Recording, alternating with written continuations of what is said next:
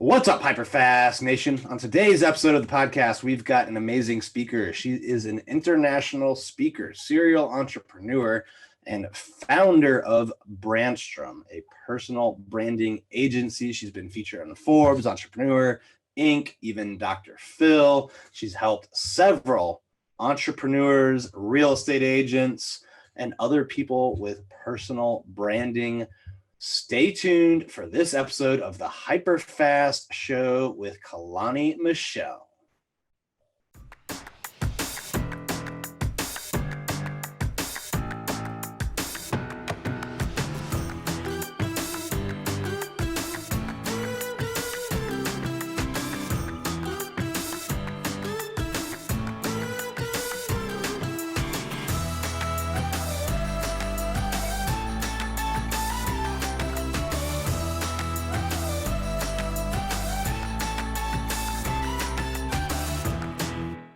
Welcome to the show today, Caloni. How are you doing?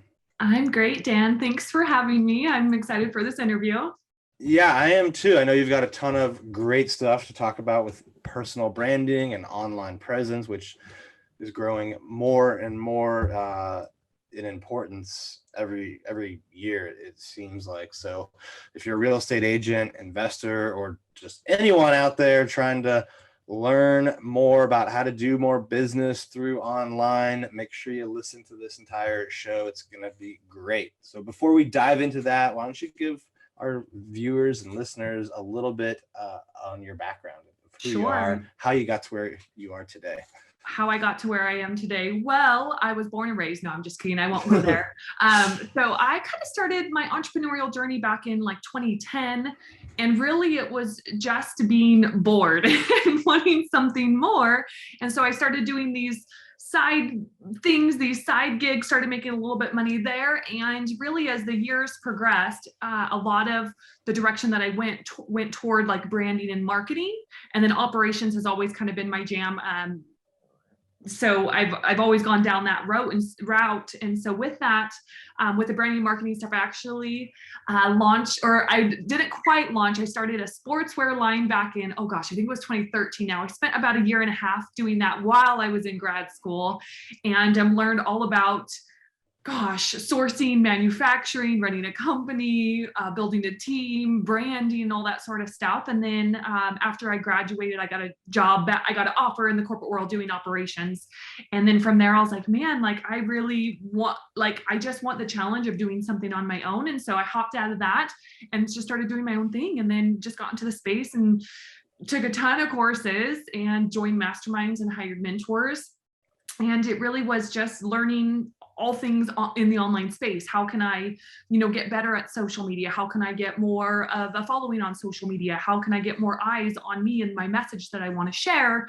And then learning copywriting, learning marketing, learning all the things that we have to learn to market ourselves and build that online presence on social media. And so really it was just a matter of, I was bored. So I decided to do my own thing. And then from there, I created results for myself, and then built a team, built an agency, and now literally we do for other people what I've done for myself and some. So that's. So you spend a lot of time like in what we would call like self-education. It seems like just kind of figuring a lot of this stuff out. What were some of the resources that you'd consider like most important in learning, what you did, whether it's a book, event, person, course? The most important thing, at least for me, is more, I can give you books and courses, and I'll give you some of those too, but the most important thing is really working on myself in terms of like visualizing, journaling, rewriting my self-image, because the biggest critic that we have is ourselves. The person that stops us the most from getting what we want in life is ourselves and the stories that we tell ourselves. And so I feel like I have a lot of stories, or I had a lot of stories just from my childhood and growing up poor, and just limiting beliefs and money stories that I really had to work on and rewrite. And those things I still work on a daily basis. And for me, I just look at myself as a never ending, project, and it's fun and it's exciting. But I would say that's the biggest piece, is working on myself. In terms of say courses and those things, copywriting is huge. Marie Forleo has a course called The Copy Cure, and I bought it back in, I don't know, probably 2017 is when I bought it. And I know they've revamped it. So copywriting is great. Even learning in terms of like your message as a personal brand, whether no matter what space you're in, whether you're in coaching, whether in consulting, real estate, investing, if you're a business professional and you're putting out content, whatever it is, it's really understanding that core message and the essence of who we are and how we want to portray that in the world, but not portray it in a fake way, portray it in a way that resonates with people, but is also very innate to who we are. And so those were some of the key pieces. But again, strategy is only, say, 10%. The rest of it is our belief in ourselves, right? And our ability to actually go out and do things. When we do fall down, do we get back up? Do we continue to make excuses about why we can't do the things instead of saying, you know what, I'm doing it. I'm going to keep pressing forward no matter what obstacles I face. So I know that's a kind of a little esoteric there, but really like there's so many different strategies that I can say, hey, go do this as a personal brand. And granted, we do have a system that I've created and that we do follow when we're building personal brands, but there's a couple of ways that you can go about doing it. And it's just a matter of getting to that end result and not making excuses along the way. And if you do make excuses, recognize it and then overcome that. What beliefs did you have to rewrite? You said earlier you had to rewrite and still working on that, some beliefs. Yeah. What were those? Because my guess is many people kind of face the same issue in that space. Yeah. Well, some of them, especially like was money, because we just didn't have much money. So it was like we could never afford certain things, or like a new pair of shoes, or certain things that I wanted, or if I wanted to go do something, we couldn't afford it, or I couldn't go on certain class trips because we couldn't afford it and things like that. So a lot of it was money's bad, like rich people are bad, money doesn't grow on trees, and am I worthy of receiving money? Am I worthy of making money? Am I worthy of being paid X amount? Am I worthy even, getting like my MBA and stuff like that? It was still something that I struggled with back then. Like I know my worth, I know my value, I know how hard I work and all those things, but am I worthy of being able to make six figures, at that time? And so that was a big one, but also understanding that am I just deserving of success in general? Because I think a lot of people are afraid of success and what that would look like and what people would say about them. So say, for example, I have just people throughout like my childhood that didn't really believe in me, whether it was peers or whether it was teachers or whoever it was. And so for me, a big driving factor back then was, I'm going to prove people wrong. You know what I mean? And I think that I was the first person in my graduating class to get a master's degree. And so that a lot of that was like the fuel and a catalyst to get me to where I am. But it's, and even I would say within the last 10 years, am I deserving of success? Am I deserving of building $1 million business, a $10 million business, and then $100 million business? Am I deserving of that?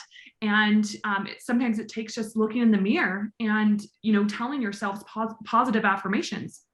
Like, I am worthy. I have all the tools that I need. And really it's just getting up every day and doing those things. Yeah, I agree. The mindset is so important. And I think a lot of people get stuck in the trap that, this is what I do, or I'm not there. But to get there, you have to do these bad things, and I'm not that person. And so yeah. I do think it's worth everyone's time to take a look at their beliefs, figure out what they are, and figure out what needs to change for them to get to where they want to be. Yeah. Hey, hold that thought for a minute. Are you a real estate agent in the DMV area, or thinking about becoming a real estate agent in the DMV area? Why not join the highest selling team in the DMV? The Carrie Scholl team is hiring more agents. We have the best training systems, the best culture, and the best environment to get you to the next level, whether that's starting out and getting to six figures, or getting from six figures to 250, or to $500,000, or even beyond. Go to carrieschollcareers.com. Again, that's carrieschollcareers.com. Well, and something I did a couple of years ago, Dan, is I was, when I was journaling, I started writing down stories of why am I not where I wanted to be, say, at that time. And granted, I feel like that always changes because I'm just very growth minded in the sense that I always want to be reading something. I always want to be learning something. Like boredom and is not my thing. Like I do not do well in a space of boredom. Like I have to constantly be stimulated and growing in some way or another. And so one day I was journaling and I was like, okay, if I want to be here, and let's just say for most, let's just say $1 million. Let's just say that let's just use that arbitrary number. Okay, well, why am I not there yet? Okay, is what stories am I telling myself because I'm not there yet? Okay, is it because my spouse holds me back? Is it because I don't live in an area where there are a ton of growth-minded entrepreneurs? Is it because maybe I don't have an office space in a certain place? Is it because I don't have the tools or I don't have enough knowledge, right? And so we can make a list of all those stories that we're telling ourselves that's preventing us from getting there. And then really it's just reverse engineering those stories and flipping the script on that. And then it's like, oh, wait, no, those are just stories that I tell myself. Those aren't truth. That's not the truth. It's just what I tell myself. So that was really helpful. The other thing you said a little earlier that I thought was really interesting was that strategy is only 10%, right? And the rest is execution or effort. Mm-hmm. Can you elaborate on that and maybe, tell us where most people go wrong in this area or why they don't get the results they're looking for? Yeah. So when I said strategy is only 10%, a lot of it is what are we not doing, right? A lot of people, what do they do when they wake up in the morning? They look on social media. They're just scrolling at other people's lives. They're looking at, say, I don't know, 15 different influencers or people they follow wanting their lives, but yet they're not creating the results. They're not actually executing. That's a big thing is you can have all the knowledge in the world. You can take all the courses, you can read all the books, you can do all those things. But the only way you're going to get results is if you execute on those strategies. And so actually one thing that I have stopped doing as much is stopped scrolling through social media over the last couple of years and instead reading certain books or taking certain courses and then actually executing to get results. Bob Proctor talks a lot about the results that we don't have in our lives. And why is that? It's relative to our value in the marketplace. It's relative to how easy it is to replace us. So say with what I do in terms of running a personal branding agency, how easy is it for someone to go hire another agency versus what I do? How easy is it to replace me in my company? And some of those things. And so when we look at, okay, strategy is only 10%. If someone were to come to you and say, Dan, I want to make $1 million, or I want to make $100,000 or $100,000, so 6 figures, you could tell them so many different ways to go about doing that, right? You'll guide them to real estate because that's your jam and that's your area of expertise, but there's different ways that they can go about doing it. Now, how are they going to get there? It's the execution part. And that's the part where people fall short and then they question their results and they wonder why they don't have results. It's because they're not executing. And it's because they don't necessarily believe that they're worthy of it. They don't necessarily believe that they're deserving of success. And so what I would encourage all the listeners to do is if you don't have the results that you want in your life right now, what I would do is start executing more. Stop watching spending a couple hours watching TV or watching YouTube and spending it on social media and spend instead more time actually executing and implementing some of those strategies. What specifically when it comes to personal branding, what are the biggest improvements that you're able to help people make? Like sure. What are the biggest things people can do to get more results from this? That's a good question. So when we're looking at building this personal brand, right, we all have one, whether we like it or not. When you say, if I were to see you in person, Dan, and I'm going to automatically form an impression about you in person based on the way you're walking, what you're wearing, the way that you talk to me and all of those things. But not only that, when I see you online, I'm also forming a certain impression of you. And we do that all of the time. So when we look at, say, let's say specifically real estate agents and investors, when you're trying to get more clients or you're trying to get more deals, how do you appear online? Do you appear authoritative? Do you appear like an authority in your industry? Do you appear as someone who is actually moving and shaking where other people would want to give you their hard-earned money, where they would want to connect with you, right? And so when we're talking about building that personal brand, I'm coming at it from the perspective of how can we make you look credible?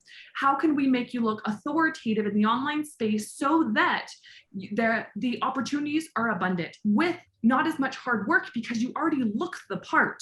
So say when you're reaching out to people in their DMs and you're trying to form connections, they're much more prone to interact with you because they're like, oh, wow, Bob, Bob has a great brand and it looks like he's actually doing something. So yes, I want to connect with him, or Bob looks like he could sell my house quickly for me at a premium price. Great, I'm going to connect with him. And so it's how can we make people look authoritative and credible? Because when we look at some of the successful personal brands in the online space, which most people on here know, we can look at, say, Gary Vee. We can look at Lewis Howes. We can look at Marie Forleo. We can even look at Grant Cardone, right? There are certain things that they have in place in terms of their branding. I'm not just saying like their colors and all that sort of stuff, or their logo. I'm not just saying that, but it's the message that they share. It's the way they present themselves online. It's, they do have those digital assets in terms of a website. Their social media profiles do look legitimate. And so from a personal branding perspective, what we want to do for most individuals is how can we get them to the place of abundant opportunities and even monetization faster because we're able to help them look legitimate, look authoritative. Okay. And so just like when you go to, say we pull up to the Dollar Tree versus Nordstrom, you're automatically going to form an impression based on that storefront that you see. And that storefront is often our social media profiles and our website. So if we want people to take us more seriously, or if we want people to perceive our products and services as higher quality, if we want them to perceive our network as those being of higher quality, how can we do that? It's working on that storefront. Again, it's not just the visual side. There's also the messaging and positioning that play into that. But that's the whole premise of why we do what we do. Why I have my personal brand agency, so we can help people look legit online. Do you feel like the personal branding side of it, for real estate agents especially, is more important than branding the business or the team? Hey, hold that thought for a minute. Do you want to take your real estate business to the next level? If you do, there's no reason to go it alone. Learn from people who've been where you want to go. Carrie and I have sold billions of dollars in real estate. We've netted over 7 figures for 7 years in a row now, and we want to see if you would be a good fit to work for us. We don't work with a lot of people, but we want to give you a chance to get on a free strategy call to see if we can help you get your business to the next level. Go to hyperfastcoach.com and apply for your discovery session today. Again, that's hyperfastcoach.com.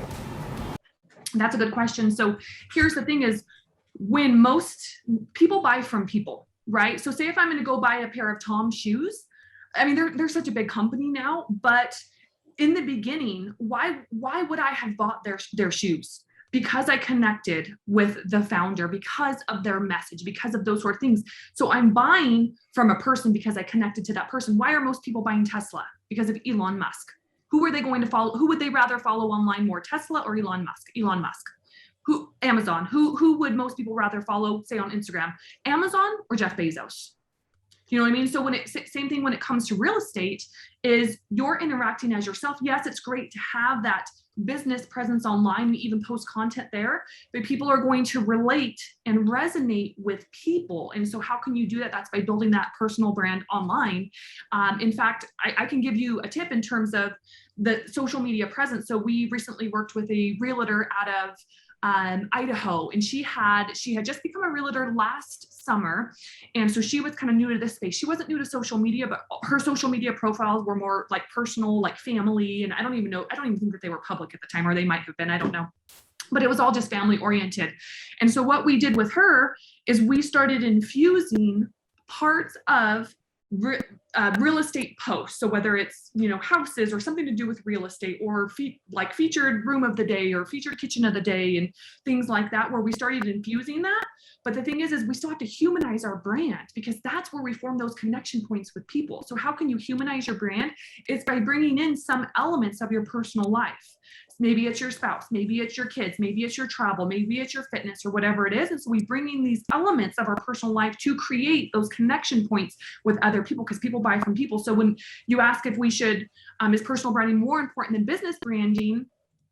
In the online space, personal branding is very important. I can't necessarily say it's as important. I would say it's just different. Because you would build the business brand, but and personally, you're going to be forming connections based on you and who you're reaching out to. So from my perspective, that's why we focus so much on personal branding, is so that we can help people be able to, for people to take them more seriously, and then they can ultimately make that impact that they want in the online space. What do you think's the biggest mistake that real estate agents make when it comes to personal branding and social media? Sure. The biggest mistake, I would say, not humanizing their brand. So some people, all they're doing is they're just posting houses and they're just posting real estate related posts. But the thing is that doesn't connect with those, that doesn't form those connection points. So say here in Utah, if I was looking for a realtor, right, I'm most likely going to go with the one that I might already have a connection with. Do you know what I mean? And so I know you recently interviewed Jimmy Rex. So if I was looking to say buy an investment property, who is the first person that comes to my mind? Jimmy Rex. You know what I mean? Like he just is, and that's because I have that personal connection with him. I've been interviewed on his podcast, and he has humanized himself and his brand to the point where I'm like, oh, Jimmy, I can relate to your adventures, I can relate to your travels, I can relate to these sort of things. In addition to that, I respect you as a professional.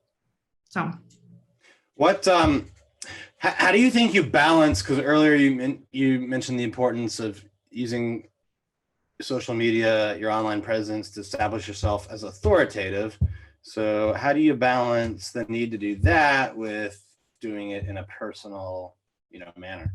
Yeah. Humanizing manner. Sure. And so we like to break up our content into 5 different areas, but I would say post about 60% expertise content. And when I say expertise, this could be, or this is your real estate posts, anything related to real estate there, but then have 40% that relates even to your entrepreneurial journey and what that looks like. Are you into personal development? Are there books that have helped you get there? Do you have a morning routine? Do you have a night routine? Do you have certain things that you do that have really helped to shape your mindset? And then from there, also post parts of your personal life. Some people are like, well, I don't want my kids involved. I don't want my spouse involved. I don't want this and I don't want that. And that's fine. If some people are more comfortable sharing parts of their personal life than others, but there are parts of your personal life that most people would be okay sharing, even if it's not their spouse or their kids. It could be their travels. It could be, taking care of themselves and the healthy habits that they have and those sort of things. So when I say on the personal side, that's what I'm referring to. And again, that's what forms those connection points. So 60% of it should be more your area of expertise. So the real estate side of things. All right. So you got to find that balance. Well, this has been an amazing interview. I loved your energy and ideas on how to be authoritative yet approachable, as well as the mindset. Thoughts around mindset, rewriting your beliefs if they're limiting you. Before we wrap up, I always like to do a HyperFast round if you're ready for some rapid fire questions. All right. What is your biggest piece of advice to a new real estate agent? A new real estate agent would be to take action. If you want to see results, just take action. What's a common mistake you see successful and established real estate agents make, or something that they should do that they don't? Self-sabotage. What's been your biggest challenge in business and how did you overcome it? Biggest challenge, I would say, for me personally, probably more on the team building side, because I've had to evolve as an individual and learn new skill sets to build and grow an effective team. What's something that you think is very important to do now when it comes to social media or online presence that people, weren't even thinking about maybe a year ago? I don't know if it wasn't people weren't thinking about a year ago, but what I would say is find that core message that you really want to share with the world, and then go out and start creating content to get the word out there. Instead of watching what everyone else is doing, create content. And so you can get more eyes on what you're doing. You can grow that audience, and then you can reach that level of impact that you like. Which social media platforms are your favorite right now? Instagram. All right. And last one, where do you see yourself 10 years from now? 10 years from now, selling my company, most likely, and starting something more in the entrepreneurial startup space to help new startups. All right. Well, I wish you best of luck on that journey. And again, I want to thank you for being on the show and providing so much value to our listeners. Before we sign off, if people want to connect with you, follow you, or just learn more about what you do or how you can help them, what are the best ways to do that? I'm on multiple social media platforms, so Instagram, Facebook, LinkedIn, all the platforms under Caloni Michelle, so Caloni, and then Michelle with 2 L's, so Michelle. You can also go to calonimichelle.com, and then you can also visit my personal branding agency, Brandstrom, so like Nordstrom, but brandstrom.co. Brandstrom.co. All right. Well, thank you so much for being on the show today. To our listeners and viewers, thank you for tuning in, and we can't wait to see you next time. Thanks, Dan. Appreciate you. Thank you. Thank you for tuning in to this episode of the HyperFast Show. Subscribe to us if you want to make sure you get the latest and greatest HyperFast shows. And remember, we love reviews. Reviews help us bring better and better guests and improve our shows. So give us the good, the bad, and the ugly. We hope you enjoyed the show, and we will see you next time.